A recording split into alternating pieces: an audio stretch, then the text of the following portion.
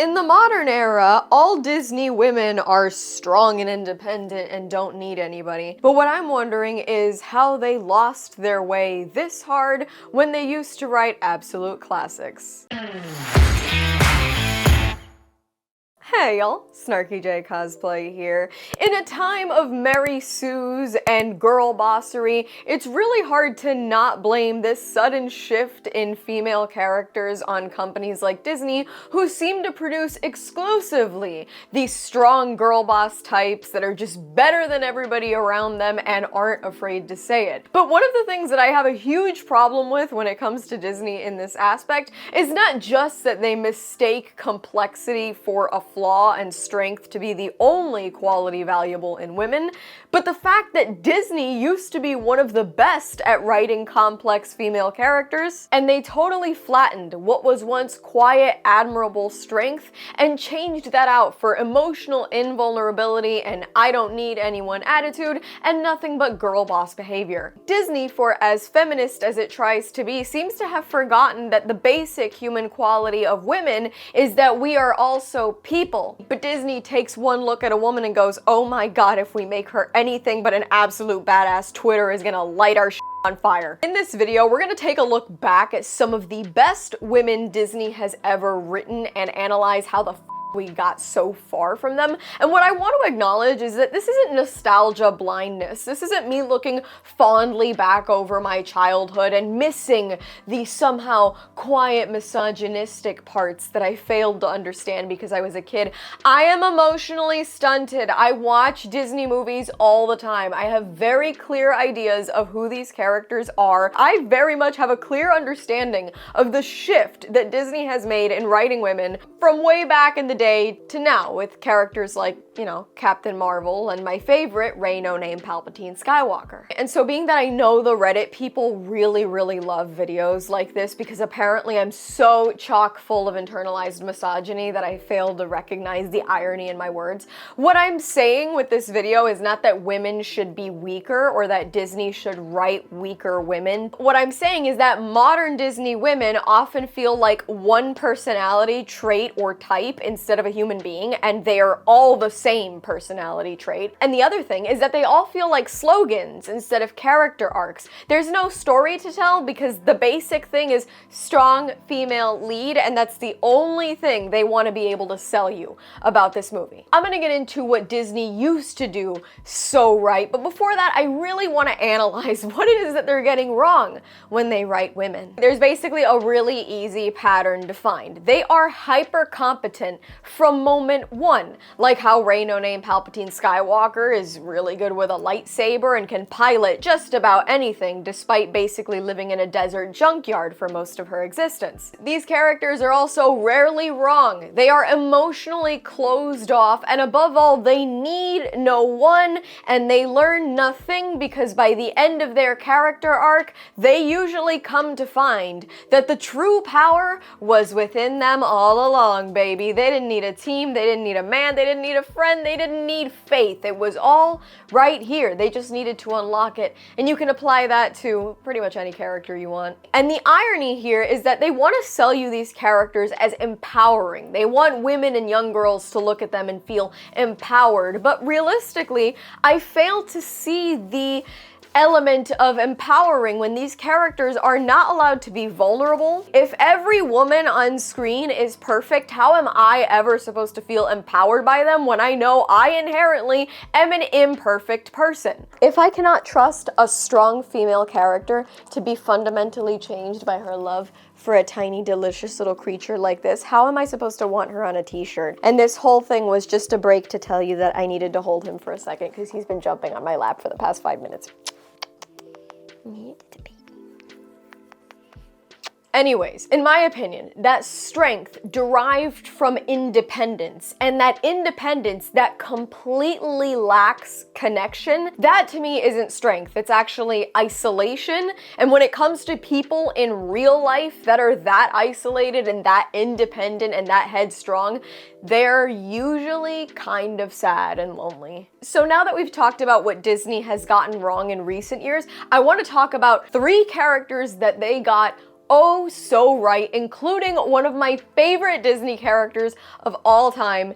And if you've been on this channel long enough, you might know who it is. It's not Lightning McQueen. I'm not including Lightning McQueen in an example of strong women written by Disney. You'll see who it is. We'll get around to that in just a few minutes. But first, here's a word from this video's sponsor. I don't know about you guys, but that post-holiday belt tightening is real. Everything feels more expensive than ever, especially when there's no twinkling lights outside to distract you from how much you just spent on eggs. Well, today's sponsor, Current, is banking that gives you more for your paycheck. Current isn't just a banking app. It's your partner in improving your credit and giving you the ability to access your money when you need it. With Current, you can get a paycheck advance up to $750 once you qualify, plus you get up to 2 days faster direct deposit. And if accessing your cash sooner doesn't sound like a sweet enough deal, Current's Build Card can help you build your credit. Current Build Card users see an average increase of 80 points in about 6 months. And you can get up to 4% bonus on your savings too. Current offers 24/7 live support, plus access to over 40,000 fee-free ATMs and in-store cash deposits. So get in on the benefits of Current. Sign up at current.com/SnarkyJay to get $50 and unlock tools like a paycheck advance, credit building, and more. Terms and conditions apply. See current.com/legal disclaimers for details.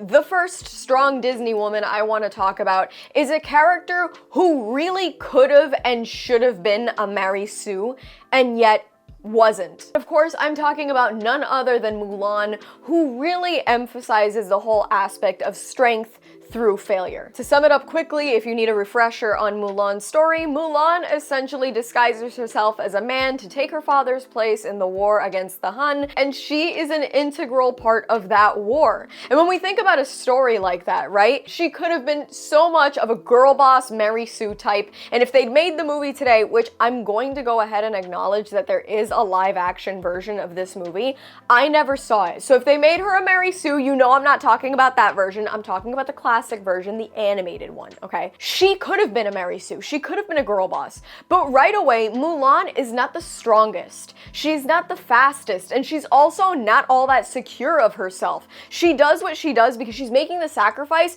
so her dad doesn't have to go to war when he's walking on a cane and is probably going to be put on the front lines, you know, as like cannon fodder. And she's terrified the whole time that she's going to be found out. She's scared to go to war, but she does it out of love. She struggles and she fails for a long time. Granted, she's also with like a squad, a sort of motley crew of undesirables in the battle, and she does eventually kind of drive them up with her, but she struggles the whole time. We very much see like this is a princess who has never had to fight, and we see her struggle, and that's so important because if they made this movie today, she would just magically be really good at everything and every man there would be oh so impressed by her. She spends the entire film earning respect, earning trust, and finally, when we see her achieve victory, she doesn't do it alone, and it feels that much more earned because we've watched her struggle in this very realistic, very valid way. And I think one of the most important parts here is that nobody just gives her a round of applause because she's so fearless and so brave. She's gotta learn, she's gotta adapt, and above all, she's gotta get back up after humiliation, after failure, after betrayal. I mean, she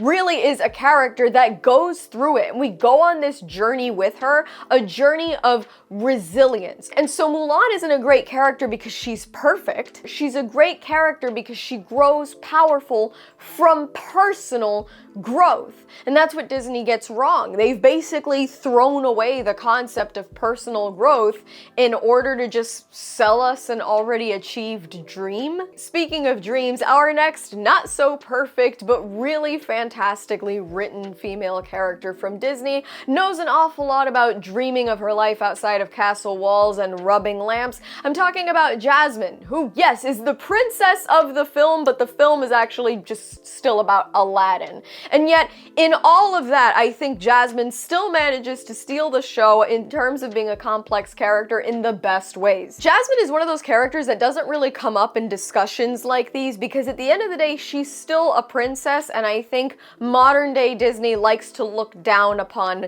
the princesses that are just princesses. They made Princess Moana, who is still like a leader and wants to be a warrior and goes off to sail. And it's not that there's anything wrong with that, but Disney tries to not make princesses that are just princesses anymore. And that's what Jasmine is. And yet, despite the fact that she is just a princess, she's actually quietly brilliant. There's this whole moment when Aladdin arrives there, and he's trying to charm the Sultan into letting him have her hand, and she shows up and says, "I am not a prize to be won." And it's not this girl boss stance of, "I don't need anybody." No, she has ideas about finding somebody, but she wants to be able to choose and make her own decisions. She's somebody that is advocating for her own agency. And despite this sort of headstrong thing about her that eventually lands her into trouble and introduces her to Aladdin in the first place, Jasmine is not some one-note independent girl boss. She's curious, she's open, she's willing to listen, and she is willing to fall in love. That's one of the important parts, because I think that Disney is choosing to tell young girls that falling in love or that wanting to fall in love somehow is a point of weakness, when the only way that the human race works and the whole thing that has kept the world turning for years, yeah, you could be a cynic and look at it and say, yeah, well, war has kept the world turning, but realistically, it's always been love. What makes more people? Love. That's at the core of the world. It's at the core of humanity, is connection with other people. And Disney wants to tell young girls and women that that ache for a connection, the need, the want, is somehow a weakness. And a character like Jasmine never looks at it that way. She doesn't want it to be forced upon her, but she wants to be with somebody, and she's willing to let Aladdin show her his world on a magic carpet ride. And what I think is great is that Jasmine doesn't lose strength by loving Aladdin. She doesn't need to win a battle by fighting. Near the end of the movie, when she's inevitably kidnapped by Jafar, she actually outsmarts him by using her feminine charm. I mean, in that scene, she literally manipulates him to buy Aladdin time. She is an active participant in the climax of the movie, and Disney didn't have to put a sable or a spear in her hand to show you that she was worth something. She knows her strengths and she plays to them in order to help everything come together. And so what I love about Jasmine is that, like I said, she doesn't come up often in these conversations because she doesn't look strong enough. But she proves that strength is more complicated than that. You can be strong and kind at the same time. And the combinations of traits found in characters like Jasmine are basically non-existent now, especially when it comes to modern Disney writing. And now, babies and gentlemen, I want to talk about my personal favorite female Disney character of all time. In my opinion, this character is the gold standard when it comes to women written by Disney. And I know a lot of people are going to disagree with me on this, and most people would probably feel that Mulan is the gold standard, but I think that this character, for being from the 90s, is arguably the best example of a well-written modern woman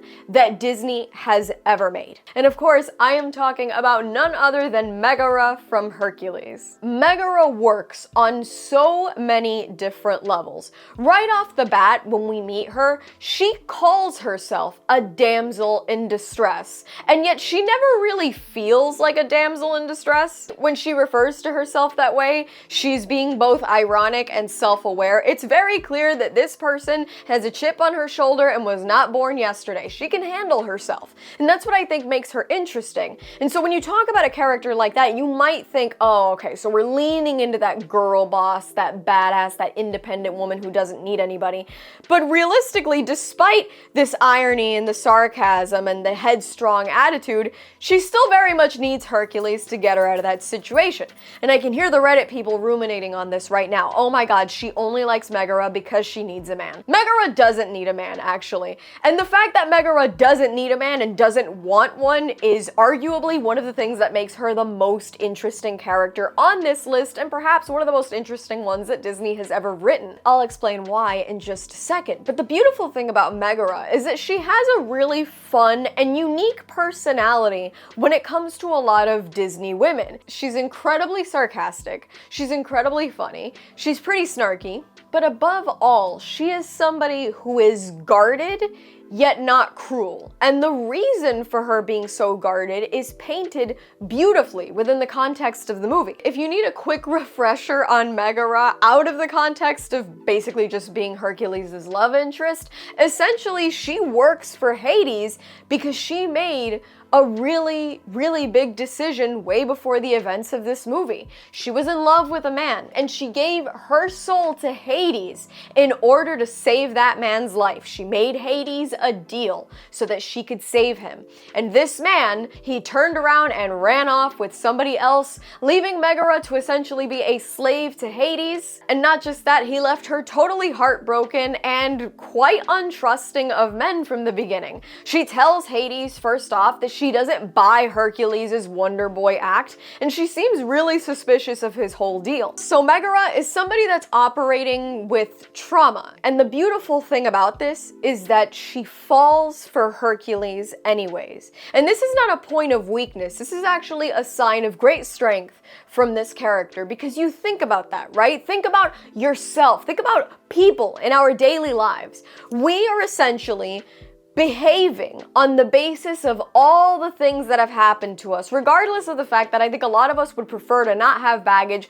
We have baggage, and we take that baggage with us as we walk through life. And so Megara is somebody who is operating with this incredible amount of trauma. She's not just somebody who went on a couple bad dates and got catfished a few times.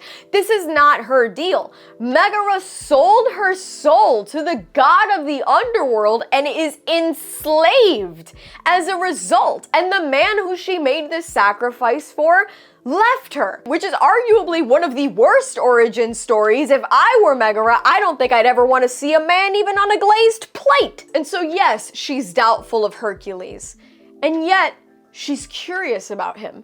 And when she starts to learn that his behavior, his kindness, that naive charm about him, when she figures out that all of this is real, she falls for him. And one of the best things, which almost feels like a throwaway line, or like the only impact of the line is because Hades says it, when she's talking to Hades about Hercules, she says he's different, he wouldn't hurt anyone, and he tells her he's a guy. It's Hades that has this the opinion of men, probably because he doesn't really like humanity all that much.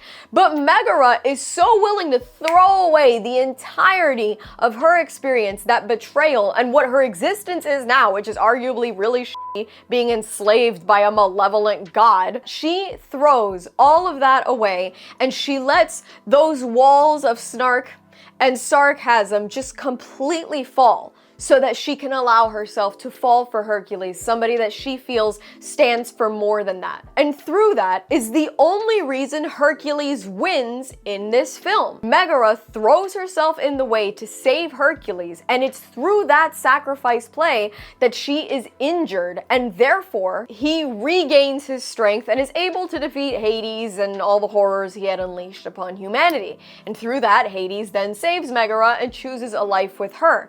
But without her making the sacrifice play. I've said this in so many videos, and I will continue to say it because I think there is always somebody on the other side of this screen that needs to hear it. I'm a big Optimus Prime fan. I've said that so many times, and Peter Cullen has a quote that he says, "You have to be strong enough to be gentle." And that's the thing that I think Megara does beautifully. She is somebody who has no reason to trust again. She is somebody that has no reason to love again.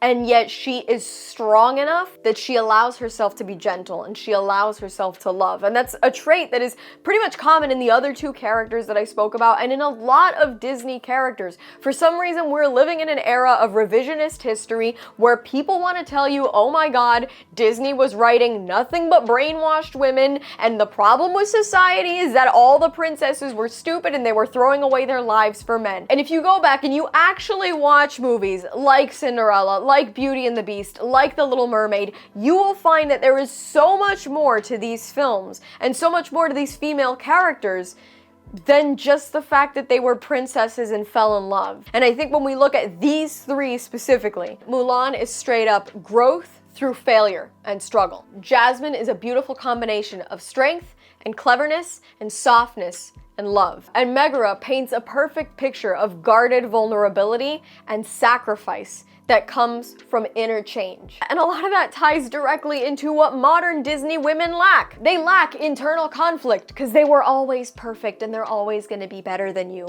They lack romantic openness because why would a woman ever need or want a man? And above all, they lack the ability to need others without losing their agency because Disney thinks that needing others is inherently weak, which is kind of funny considering that they've been putting out Avengers movies for a million years. None of those work if there's only the one guy. Like if Thanos descended upon Earth and our only dude out there was Captain America, I would like to see how our favorite patriotic shield throwing gym bro succeeds against a planetary demon with an infinity gauntlet if there was nobody else around. I'm pretty sure the grape would just stomp on him and the movie would be over in 3 minutes. People need others. We need colleagues, we need peers, we need friends, we need connections, we need love. That is fundamentally important, and Disney seems to have forgotten all of that because they don't look at women as people. Suddenly we're just supposed to be symbols, and if we're not just symbols,